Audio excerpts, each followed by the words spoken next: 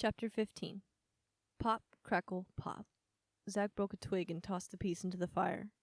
A somber mood hung in the air as they sat in silence, listening to the crackle and hiss as the flames devoured the wood. River's story was hard to hear. It surprised him that she shared it. He knew how painful it was for her. As he stoked the fire, he noticed Beth staring at him, a questioning look on her face. He smiled. "Well?" she asked. Zach glanced around at the group, then back at Beth. "Well, what?" She pointed to her temple. "I'm gonna guess, based on that tiny star, that you're from Texas." He nodded. "Where?" "East." "So evasive," said Beth. "Are you gonna make me ask?" "Ask what?" Beth sighed and shifted in her seat. "Come on," she flashed a sweet smile. "What's your story?" He shook his head. "I don't have one." "Come on," pleaded Beth. He sighed. "Well, like I said, I grew up in East Texas, on a farm. Not a big one, but enough for some cows, chickens, a couple of dogs, some barn cats. Before you ask, 'cause everyone does, yes, I drove a tractor, and yes, I worked in the field with my dad." "How many people in your family?" "4.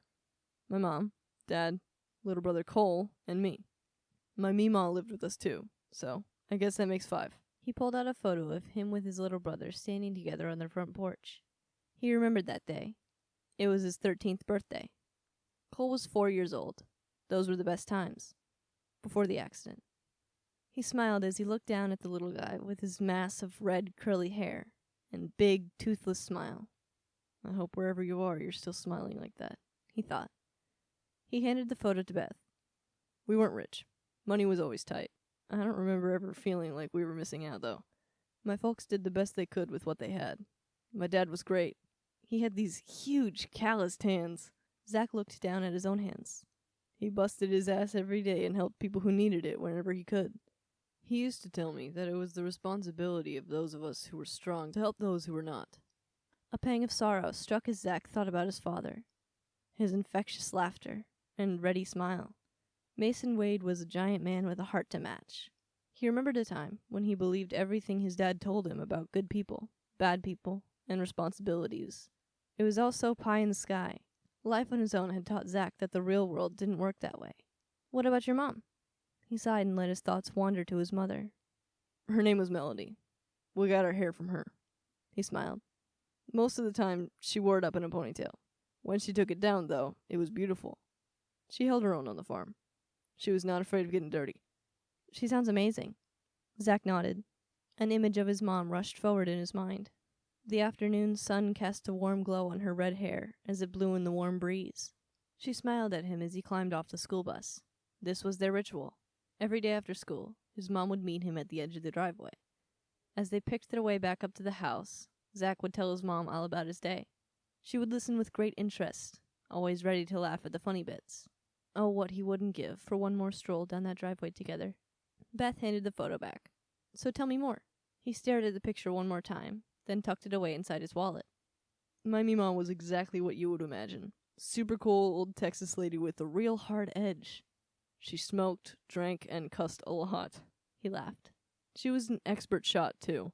Once I saw her take out a coyote in the middle of the field, in the dark. It was going after our newest calf. My parents were out, and she was watching us. We could hear the pack howling. They were signaling to one another, moving closer.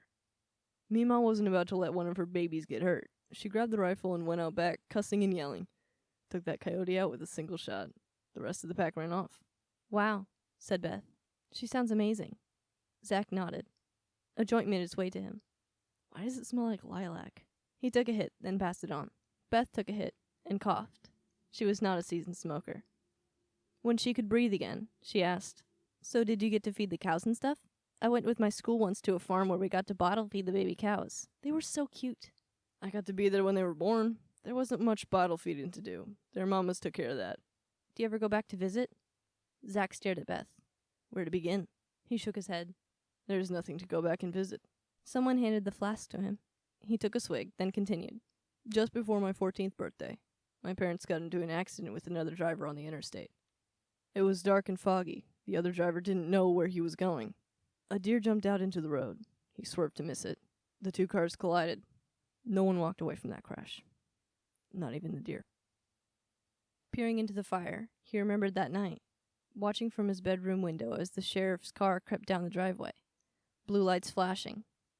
It seemed to move in slow motion. Unable to hear what he said, he snuck out of his room and listened at the top of the stairs. In the living room, his Meemaw cried uncontrollably while the sheriff did his best to console her.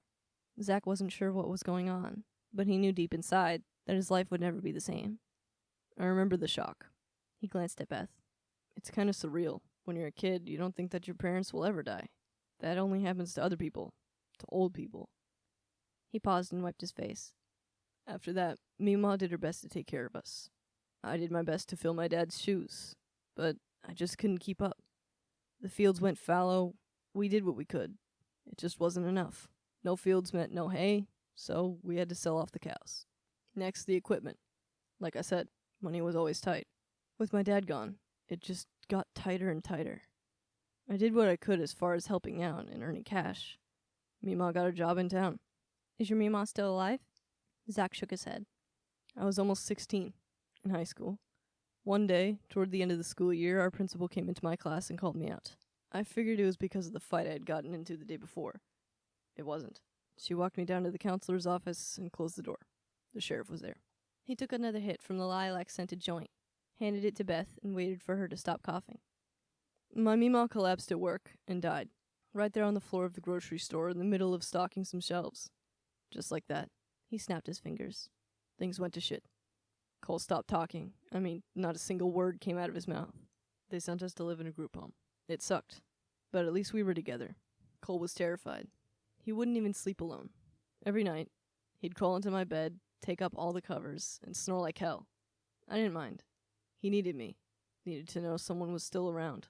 Tears began to well up in his eyes. Most of the time, he tried not to think about Cole. The feelings were too raw. Zach took a sip from the flask. He licked his lips and continued. We moved from one family home to another for a little over a year and a half. One day, our caseworker came to the house and sat me down to tell me that a family wanted to adopt Cole. Since I was 17, they didn't want me. I was too old. Families don't want teenagers. Too much baggage, I suppose. He shrugged. To her credit, she put a good spin on the whole deal, trying not to let it sound as shitty as it really was. Wait, interrupted Beth, indignation in her voice. I thought family services was supposed to keep families together. Why wouldn't they let you take Cole to live with you? Zach flashed a rueful smile. Apparently, I've got anger issues, he said, using air quotes for emphasis. A couple weeks earlier, I got into a fight at school. There was this scrawny, feminine kid. Everyone thought he was gay and left him to fend for himself. One day, I saw him getting roughed up pretty bad by two older kids around the back of the gym. The other guys were double his size. I couldn't let him get beat like that. Zach shook his head. I stepped in, and, well, I don't remember every detail, but I do remember how great it felt to beat the shit out of both of those assholes. They were pretty messed up. It took the principal, the shop teacher, and the coach to break us apart. They sat us down and tried to make sense of it all. That was when the little scrawny kid turned on me. The little bastard told the adults I started the whole thing. He shook his head. I should have just let him get his spineless ass beat to a pulp. Just walk away and mind my own business. Who knows? Maybe they would have considered letting Cole live with me. Instead, I got labeled a problematic, violent teen with anger management issues. That sealed my fate. Cole's too. Zach looked at Beth again. I'll be honest. Hearing that caseworker talk that day, man, it felt like a hot poker in my gut. I knew what she was getting at. I brought it all on myself. She went on about me being just a few months away from aging out of the system, and how that meant I would have to move out and away from Cole. How this was the best thing for him, prattling on about how he needed a proper family with a mom and dad. I never wanted to punch a woman in the face so hard in my entire life, but I didn't. I couldn't really talk, but I think I muttered some sort of agreement.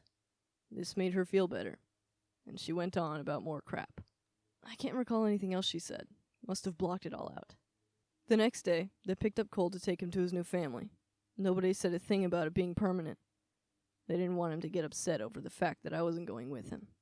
I played along and pretended I would see him later. He hugged me, and he left. That was the last I saw him. He sat up and cleared his throat.